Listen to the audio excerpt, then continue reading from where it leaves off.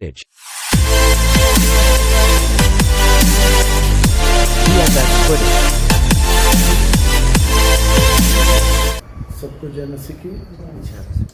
परमेश्वर का धन्यवाद हो कि परमेश्वर ने हमें सुंदर मौका दिया है कि आज हम जिंदा और सलामत हैं।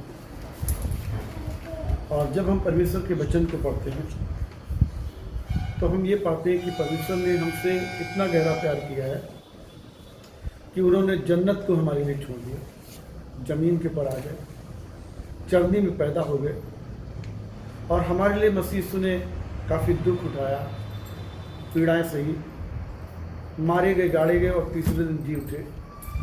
और आज भी वो पवित्र आत्मा के ज़रिए हमारी मदद करते हैं।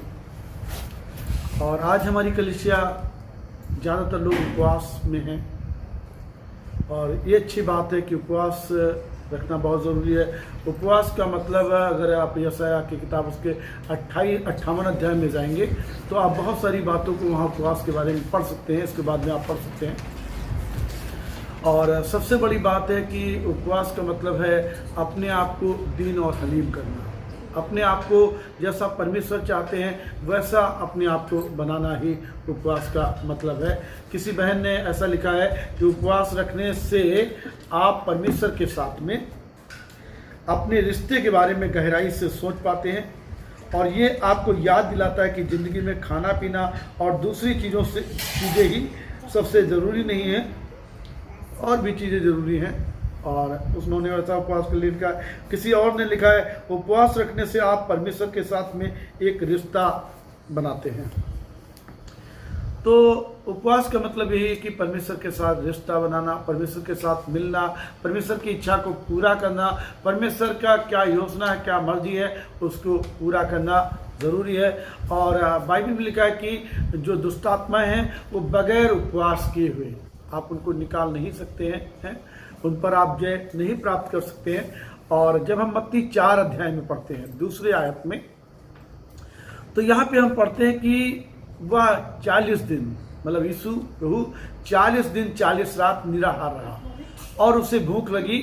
तो यहाँ पे हम पढ़ते हैं यीशु प्रभु ने क्या किया, उपवास रखा। 40 दिन और 40 रात उपवास रखने के बाद में उन्होंने क्या किया, शैतान के पर जय प्राप्त की है, अंधों को आंख दी, लंगड़ों को पैर दिए, दुष्टात्माओं को निकाला है, मृत्यु के पर विजयी हुए।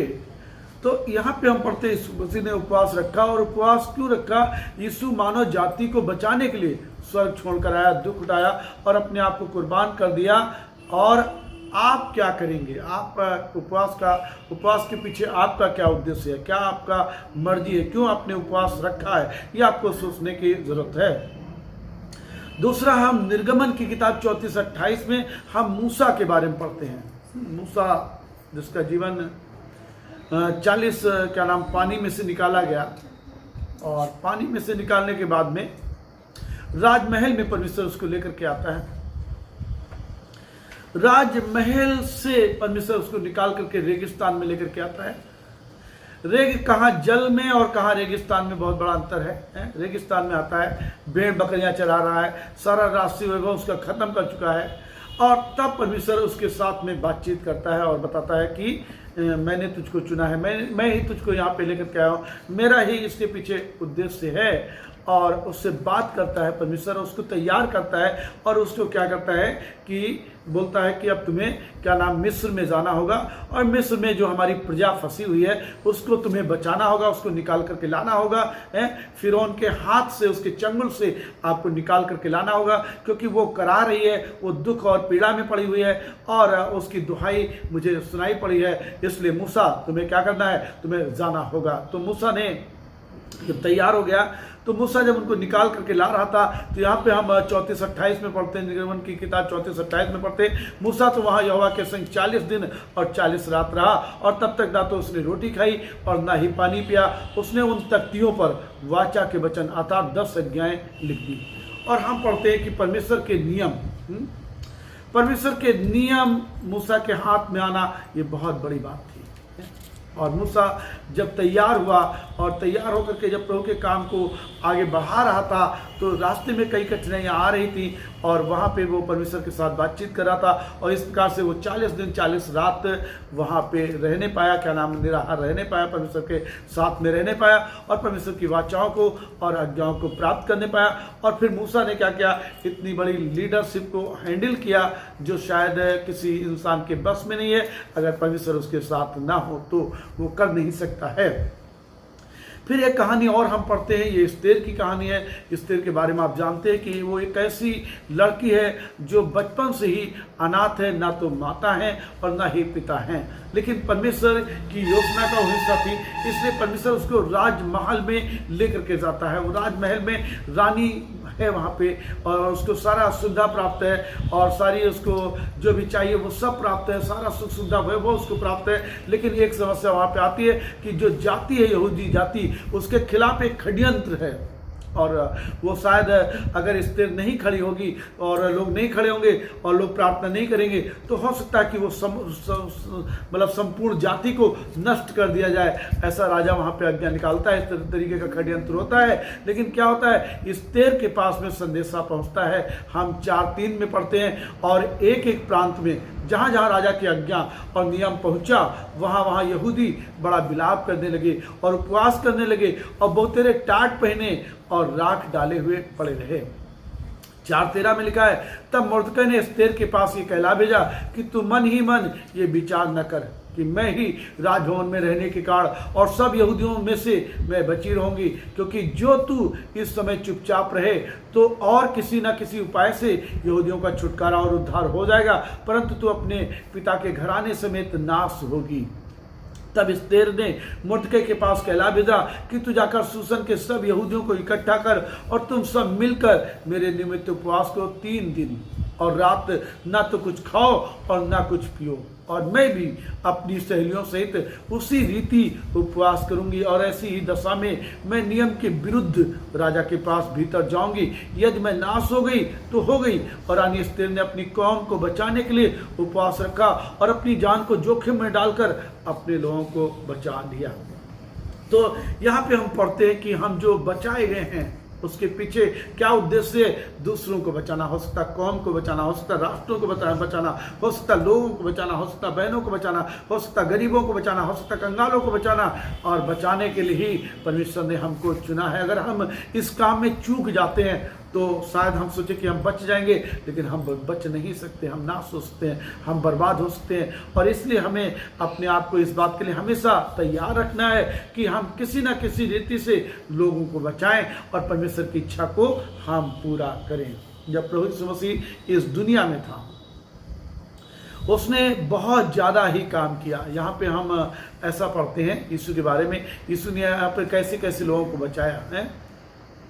मत्ती 9:36 में हम एक ऐसी भीड़ को देखते हैं जो बहुत बड़ी भीड़ है और भटकी हुई है, जिनका कोई रखवाला नहीं है, जिनका कोई अगुवाई करने वाला नहीं है और जो एक गलत रास्ते के ऊपर जा रहे हैं। उनको यीशु मसीह ने देखा तो यहाँ पे 9:36 में लिखा है, जब उसने भीड़ को देखा तो उसको लोगों पर तरस आया, क्योंकि वे उन भेड़ों के समान जिनका कोई रखवाला ना हो व्याकुल और भटके हुए थे। आज हमारे और आपके सामने भी बहुत सारा दुनिया में लोग भटके हुए हैं, व्याकुल हैं, मारे मारे फिर रहे हैं। और अगर हम उन्हें परमेश्वर का संदेश देते हैं, हो सकता है वो मन फिराएं और परमेश्वर के साथ चल सकें, परमेश्वर की अगुवाई में चल सकें और वो लोग बचाए जा सकें। ऐसा परमेश्वर चाहता है कि हम भी ऐसा कर सकें। दूसरा बात हम मत्ती 14:14 में पढ़ते हैं कि बीमारों की भीड़ है। आज भी ना जाने कितना लोग बीमार हैं। लोग इतना बीमार हैं कि कई लोग बिल्कुल पागल हो गए हैं। कई लोगों का दिमाग नहीं काम कर रहा, कई लोगों का शरीर नहीं काम कर रहा और कई लोगों को कुछ समझ में नहीं आ रहा क्या करें। और यहाँ वहाँ पर भी भीड़ है और आज भी भीड़ है। यहाँ पे 14:14 में लिखा है, उसने निकल कर एक बड़ी भीड़ देखी और उन पर तरस खाया और उनके बीमारों को चंगा किया है। आज भी परमेश्वर चाहते, उन्होंने हमें हुक्म दिया है, बीमारों को चंगा करो, दुष्ट आत्माओं को निकालो, कोढ़ियों को शुद्ध करो और मरे हुओं को जिलाओ। ये उन्होंने आदेश दिया है और ये इसका उन्होंने हमें सामर्थ्य दिया है। और आज दुनिया में बहुत सारे लोग बीमार हैं, शारीरिक, आर्थिक, आत्मिक, हर एक क्षेत्र में बीमार हैं। और आप चाहें तो आप उनके लिए प्रार्थना कर सकते हैं, आप उनके साथ में खड़े हो सकते हैं और उनको प्रभु यीशु मसीह के पास ला सकते हैं, क्योंकि प्रभु यीशु मसीह का अनुग्रह बहुत ज़्यादा है, बहुत दया उसकी बहुत ज्यादा है। और यहाँ पे पढ़ते हैं यीशु ने क्या किया, भीड़ को चंगा किया। तीसरी बात हम पढ़ते हैं, एक भूखी भीड़। भूखी भीड़ इतना भूखी थी कि जिसका वर्णन अगर आप पढ़ें मत्ती 15:32 में लिखा है कि यीशु ने अपने चेलों को बुलाया और कहा, मुझे इस भीड़ पर तरस आता है, क्योंकि वे 3 दिन से मेरे साथ हैं और उनके पास कुछ भी खाने को नहीं है। 3 दिन से इतना भूखे प्यासे लोग हैं। आज भी सत्य की खोज में लोग भूखे और प्यासे हैं, सत्य के लिए कुछ डालना चाहते, कुछ खर्च करना चाहते, कुछ निछावर करना चाहते हैं। ऐसे लोगों को प्रभु बचाना चाहता है और प्रभु उनकी चिंता कर रहा है, यहाँ तक कि उनकी चिंता कर रहा है, उनका खाना है, कपड़ा है, छोटी छोटी बात की परमेश्वर चिंता करता है। हमारा परमेश्वर ऐसा चिंता करने वाला परमेश्वर है कि छोटी छोटी भी बातों की चिंता करता है। कई बात में हम सोचते हैं कि हम अकेले हैं, कई बात में हम सोचते परेशान हो रहे हैं, कई बात में सोचते हम नुकसान हमारा हो जाएगा, लेकिन प्रभु यीशु मसीह कहते हैं तुम्हारे सिर के सब बाल गिने हुए हैं, तुम बहुत गौरैयों से बढ़ करके हो, इसलिए डरो नहीं। और हमें क्या करना है, आज भी ऐसे लोग हैं जो भूखे लोग हैं, सत्य के भूखे लोग हैं, सच्चाई पे चलने की भूख हो सकता उनके अंदर हो है। और कई लोग ऐसे भी हैं जो कंगालीपन में हैं, अभाव में हैं। और हम क्या नाम इस तरीके से हम उनके लिए क्या नाम कुछ इंतजाम कर सकते हैं, प्रार्थना कर सकते हैं और प्रभु के काम को अंजाम दे सकते हैं। और चौथी बात हम पढ़ते हैं, अंधे व्यक्ति यीशु मसीह के पास में आए, अंधे लोग आए। यहाँ पे लिखा है कि मत्ती 20:34 में यीशु ने तरस खाकर उनकी आंखों को छुआ और क्या हुआ, और वे तुरंत देखने लगे और उसके पीछे हो लिए। आपके लिए भी प्रभु यीशु मसीह ने बोला है, तुम बीमारों पे हाथ रखोगे वे चंगे हो जाएंगे। कई बार हम ऐसे लोगों पे हाथ नहीं रखना चाहते, ऐसे लोगों के लिए हम प्रार्थना नहीं करना चाहते, ऐसे लोगों के लिए मिलना नहीं चाहते हैं। और कई लोग आत्मिक रीति से भी अंधे हैं। हो सकता है आपकी प्रार्थना के द्वारा, परमेश्वर के वचन के द्वारा उनकी आंखें खुल जाएं और वो प्रभु यीशु मसीह के पास में आ जाएं। यहाँ पे हम पढ़ते हैं, 5वीं बात पढ़ते हैं, कोढ़ी व्यक्ति, मरकुस 1:41, उसने उस पर तरस खाकर हाथ बढ़ाया और उसे छूकर कहा, मैं चाहता हूं कि तू शुद्ध हो जा। कोढ़ एक इतना भयंकर बीमारी है जिससे कोई मिलना नहीं चाहता, जिसे कोई छूना नहीं चाहता है। और आज भी जिनको कोढ़ हो जा रहा, बहुत मुश्किल हो रहा है, लेकिन प्रभु चाहता है कि लोग कोढ़ से मुक्त हो जाए। हो सकता है बीमारी कोढ़ हो सकती है, हो सकता है गरीबी हो सकती है, हो सकता है श्राप हो सकता है अंधकार हो सकता है चिंता हो सकती है, हो सकता है महामारी हो सकती है। और ये कोढ़ सिर्फ प्रभु यीशु मसीह के द्वारा ही ठीक किया जा सकता है। इससे लोग अच्छे हो सकते हैं और वो केवल प्रभु यीशु मसीह के द्वारा ही हो सकते हैं। यहाँ पे पढ़ते हैं, ये कोढ़ी सब जगह गया होगा, सब जगह भटका होगा, इसको लोगों ने बाहर कर दिया था, आउट कर दिया था, किसी से मिल नहीं सकता था, इसकी स्थिति बहुत ही दयनीय हो गई थी। और ऐसा ही जब हम क्या नाम एक और क्या नाम जो वो था कोढ़ से ग्रसित जो क्या नाम वो नामान कोढ़ी जो था, वो भी इतना बड़ा मतलब इतना बड़ा सूरमा था, इतना बड़ा योद्धा था, कमांडर था, कई युद्ध को उसने जीता था, रुपया पैसा का उसके पास कोई कमी नहीं थी। लेकिन लिखा कि कोढ़ उसको व्याकुल कर देता था, कोढ़ उसको परेशान कर देता था, कोढ़ उसकी रिपोर्टेशन को गिरा देता था, कोढ़ उसको शोकित कर देता था। आज भी लोगों की स्थिति अच्छी नहीं है। तब नामान को एक लड़की ने बताया, और क्या बताया कि हाँ, एक भविष्यवक्ता है इस्राएल देश में और वो इसके कोढ़ को दूर कर सकता है। और नामान को इतना कोढ़ से निजात पाने की लालसा थी कि उसने राजा से चिट्ठी लिखवाई और वो चल पड़ा। चल पड़ा। और चलते चलते जो चल रहा था तो उसने क्या नाम 370 किलोग्राम चांदी और 340 किलोग्राम चांदी और 70 किलोग्राम सोना और 10 जोड़ी कपड़े और भी खाने पीने की वस्तुओं को लेकर के राजा से चिट्ठी लिखवा करके इस प्रकार से वो कोर्ट से निजात पाने के लिए चल पड़ा। और बाइबल बताती है कि जो भविष्यता था उसने बोला यरदन में 7 बार डुबकी मार लो जा करके। और पहले तो उसने नानुपुर किया, लेकिन जैसे उसने यरदन में 7 बार डुबकी मारी उसका बाइबल बताती है शरीर ज्यों का त्यों हो गया। प्रभु का कोई भी बात अगर कोई मानता है तो उसको चंगाई मिल जाती, शिफा मिल जाता, छुटकारा मिल जाता। और जिसका कोई भी समाधान दुनिया में नहीं है उन चीज़ों का समाधान प्रभु के पास में मिल जाता है। और नामान ने यरदन नदी में जैसे ही डुबकी लगाई, 7 बार डुबकी लगाई और वो आज्ञाकारी बना और उसका कोड़ से निजात मिल गया। और ये जो यरदन है ये नीचे स्थानों को दिखाती है। और जब कोई परमेश्वर के कदमों में उतर जाता है, नज़दीक पहुंच जाता है, हुजूरी में पहुंच जाता है, तो चाहे कितनी भी बड़ी बीमारी क्यों ना हो, दुख क्यों ना हो, परेशानी क्यों ना हो, लेकिन उसका समाधान प्रभु के पास में हो जाता है। और 6वीं बात हम पढ़ते हैं, जब उसने अपने जीवन की सेवा को दयाल सामरी के कार्य में और उड़ाव पुत्र के दृष्टांत में देखा।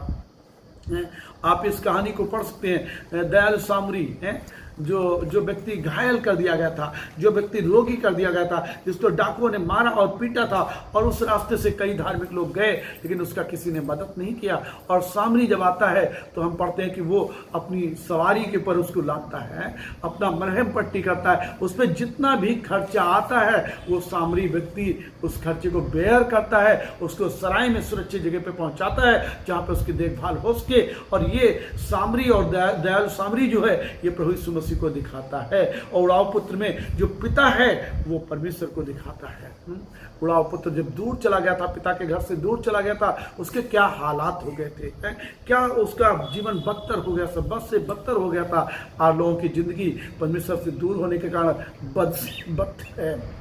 अगर आप उसको उन लोगों को आप पिता परमेश्वर से मिला देते हैं तो इससे बड़ी और कोई बात नहीं हो सकती है, क्योंकि दुनिया में और कहीं समाधान नहीं है। 7वीं बात है, एक विधवा का पुत्र जो अर्थी के ऊपर जा रहा था, इकलौता पुत्र अर्थी के ऊपर मर गया था और उसके साथ पूरा समाज था, गांव के लोग थे, लेकिन उसको उस दुख से मुक्ति नहीं दिला सकते थे। और यीशु मसीह जैसे उस जनाजे को देखता है तो वो तरस से भर जाता, दया से भर जाता। वो नहीं चाहता था वो विधवा इतना दुख में जीवन जिए, और उसने अर्थी को रोक दिया, अर्थी को रोक दिया। उस जवान को बोला उठ जा, और वो जवान उठ गया, लिखा उसकी माँ को सौंप दिया है। आज जरूर लोगों के पास रुपया है, पैसा है, ताकत है, लोग हैं, हो सकता है ऐसा कुछ हो, लेकिन फिर भी उनके पास जिंदगी नहीं है। वो जिंदगी सिर्फ यीशु मसीहा के पास में ही है। और आप यीशु मसीहा के बारे में उनको बता सकते हैं, शेयर कर सकते हैं, उनके लिए प्रार्थना कर सकते हैं, और उनको उस दुख से केवल यीशु मसीहा ही मुक्त कर सकता है।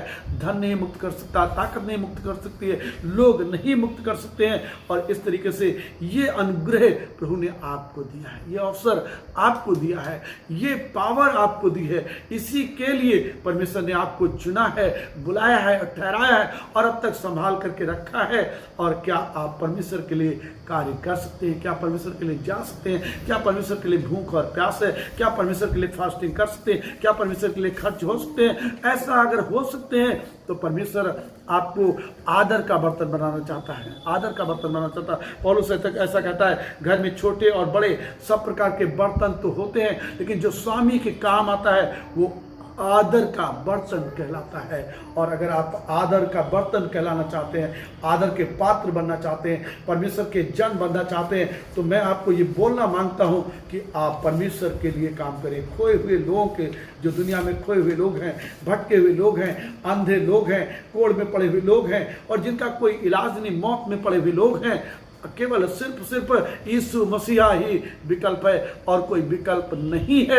अगर कोई विकल्प होता तो ये नामान को शायद वहां पे नहीं जाना पड़ता। उसके पास सोना था, रुपया था, ताकत थी, दौलत थी, राजा का पावर था, और जो राजा से उसने इसीलिए अथॉरिटी लेटर भी लिया था, लेकिन कोई विकल्प नहीं था। एक ही विकल्प है, मैं कहना चाहता हूँ, मुक्ति पाने का, उद्धार पाने का, छुटकारा पाने का, चंगाई पाने का एक ही विकल्प है, और वो है यीशु मसीहा। काश आप यीशु मसीहा के बारे में बोल सके, यीशु मसीहा के बारे में शेयर कर सके, और ज़्यादा आप यीशु मसीहा के बारे में जान सकें। और इसके आगे का जो मैंने कुछ बातों को यहाँ पे लिखा हुआ है, और उसके बाद में मैंने प्रार्थना के बारे में लिखा है, फिर मैंने आत्माओं के जीतने के सच्चे मूल मंत्र 9 पॉइंट इस पर मैंने लिखे हैं, फिर एक मसीही जीवन कैसे जिया जाए इस पे मैंने लिखा हुआ है, लेकिन समय के अभाव में हम इन बातों की चर्चा नहीं कर सकते हैं, और आप इसको और ज़्यादा ध्यान मनन कर सकते हैं और अपने जीवन को परमेश्वर के हाथों में दे सकते हैं, और परमेश्वर के लिए आप इस्तेमाल हो सकते हैं, आदर के बर्तन आप बन सकते हैं और परमेश्वर के साथ रह सकते हैं। परमेश्वर सब प्रकार का आपको अनुग्रह, भरपूरी और कृपा और दया करने वाला परमेश्वर है, आप उसके साथ में जीवन बिताएं। आइए हम प्रार्थना में जाएंगे, आंखों को बंद करेंगे और प्रार्थना करेंगे।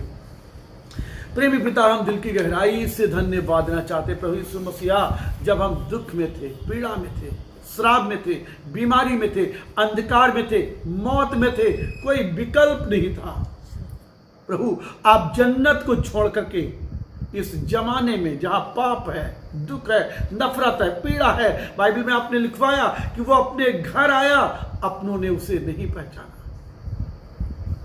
कितना दुख की बात है प्रभु, कितना दुख की बात है, अपनों ने ही उसे क्रूस के ऊपर चढ़ा दिया। आपने कहा ये नहीं जानते हैं, और प्रभु इसीलिए आप इस दुनिया में आ गए ताकि हम बच जाएं, कोढ़ से बच जाएं, दुष्टात्माओं से बच जाएं, बीमारी से बच जाएं, अंधेपन से बच जाएं, जिन बातों का कोई विकल्प नहीं है, हम बच जाएं। और बचाने के लिए इस दुनिया में आप आ गए प्रभु, आपने शैतान को निकम्मा कर दिया, कमजोर कर दिया प्रभु, आपने उसका जो मौत थी उस मौत के ऊपर विजयी हो गए प्रभु, मौत को भी आपने फतेह कर लिया प्रभु जी। संसार में दुख और परीक्षाएं और पीड़ाएं हैं, उन पर भी आपने विजय हासिल की। पिता, हम धन्यवाद देते हैं प्रभु। और आपने अपने चेलों को बोला, जो काम मैं करता हूं अगर तुम विश्वास करोगे तो तुम मुझसे भी बड़े बड़े काम करने पाओगे। मैं धन्यवाद देना चाहता हूं प्रभु इस बड़े अनुग्रह के लिए, बड़ी कृपा के लिए प्रभु जी, जो आपने मुझ पर और मेरे परिवार के ऊपर की है, मेरी कलीसिया में सेवकाई के ऊपर की है प्रभु, जिसके मैं योग्य नहीं था प्रभु, लेकिन आपने होने दिया प्रभु, क्योंकि आप हमसे निस्वार्थ प्रेम करते हैं प्रभु। हम इस बात के लिए धन्यवाद देना चाहते हैं प्रभु। अपने आप को, अपने परिवार को, इस संपूर्ण सेवकाई को प्रभु हम तेरे चरणों में रखते हैं प्रभु। प्रार्थना करते परमेश्वर, हम वो बर्तन बने प्रभु जो आपके काम आ सके प्रभु। हम प्रभु आपके इच्छा में जीवन जी सके प्रभु जी, और खोए हुए लोगों के लिए प्रभु हम काम कर सके प्रभु जी।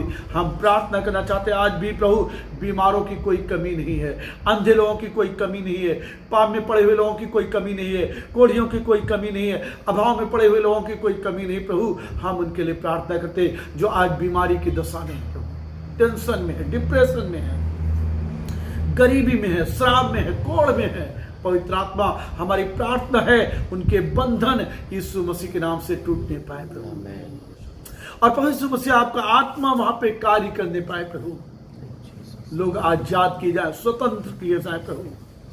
हाँ प्रभु जी, जो महामारी इस समय व्याप्त है प्रभु जी, हम प्रार्थना करते हैं यीशु मसीह के नाम से उसकी हर एक ताकत को फेल कर देते हैं, कैंसिल कर देते हैं, उसको नष्ट कर देते हैं यीशु प्रभु के नाम से, और प्रार्थना करते प्रभु आजादी आने पाए, स्वतंत्रता आने पाए, आपकी रोशनी आने पाए प्रभु, आपकी कृपा से लोग आपके करीब आने पाए प्रभु। हम अपने परिवार के लिए प्रार्थना करते प्रभु, हम एक बार फिर से समर्पण करना चाहते प्रभु कि हम आपकी महिमा कर सकें, आपको उठा सके, आपके लिए इस धरती के ऊपर काम कर सके प्रभु। ऐसी कृपा, ऐसी दया, ऐसा अनुग्रह हमारे परिवार को बख्शिए प्रभु।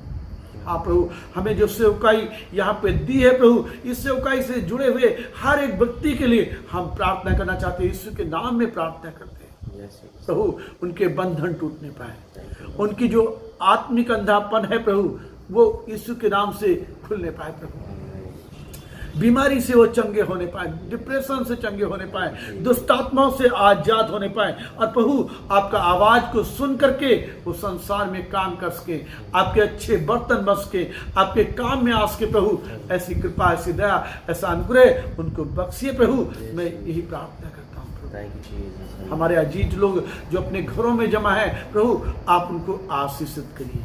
हमारे भाई लोग देश विदेश में है प्रभु, उनके स्थानों पे आप उन्हें आशीष बख्शिए प्रभु, महामारी से बचाइए प्रभु। हम धन्यवाद देते पिता, एक एक जन को प्रभु यीशु मसीह के नाम से हम आशीषित करते हैं। इस वचन को प्रभु प्रभावशाली बनाइए, फलवंत करिए प्रभु, इसको 30 गुना 60 गुना 100 गुना फलवंत करिए प्रभु। हम यही प्रार्थना करते हैं। आगे के समय को प्रभु हम आपके हाथों में देते हैं। इस दुआ को महान मुक्तिदाता यीशु प्रभु के नाम से मांगते हैं, आमीन। परमेश्वर आपको आशीष दे।